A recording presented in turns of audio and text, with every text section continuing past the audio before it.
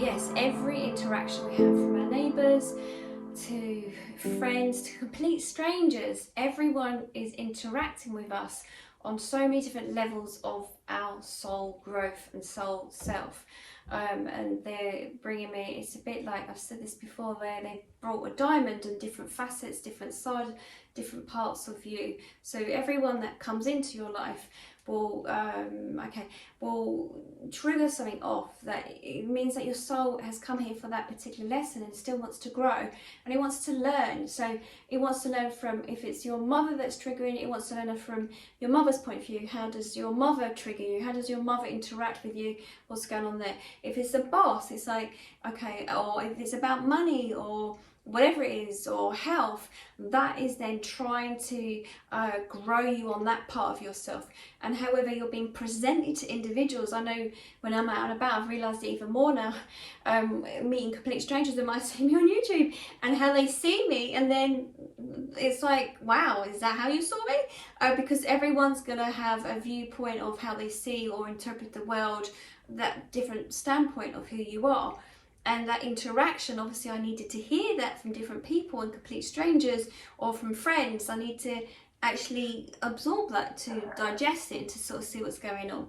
And yes, that's why we're here. That's why having interaction with human beings. This is the real school. This is where we're meant to. Okay, thank you, Victor. So, okay, oh, I hadn't thought that. The soul does not grow necessarily on that side. The soul needs to have interaction. Oh, the soul as. Oh, okay. The soul is with one on the other side when the soul passes through, but needs, okay, I think you got it.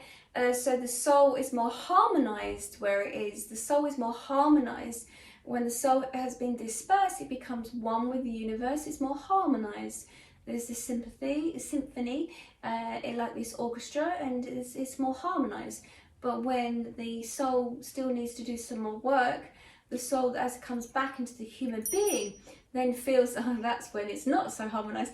That's when it needs to look at the soul growth, or what it needs to sort out. So whatever lifetime that soul has come into, and the interactions with those individuals, okay, thank you. It needs to grow. Okay, they're just saying, obviously, also that if we look at past lives, there will not just be in this lifetime that you may have an issue with a family member. It may be in past lives you've had similar issues. There may not have been a family member, they may have been a boss or something. So those individuals that are signed up to, appointed to come back with you, there could be many issues. Okay, thank you. And they said, okay, this is where you get the ancestral links, where the ancestral timelines, there is an issue. If something is not addressed in one lifetime, or as in the human in this lifetime, you might find, okay, thank you, I've done this with some work with women I worked with recently, domestic violence and stuff.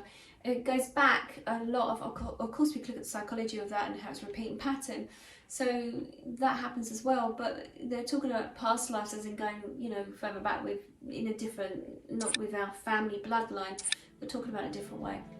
It makes sense. Yeah, good question. Thank you.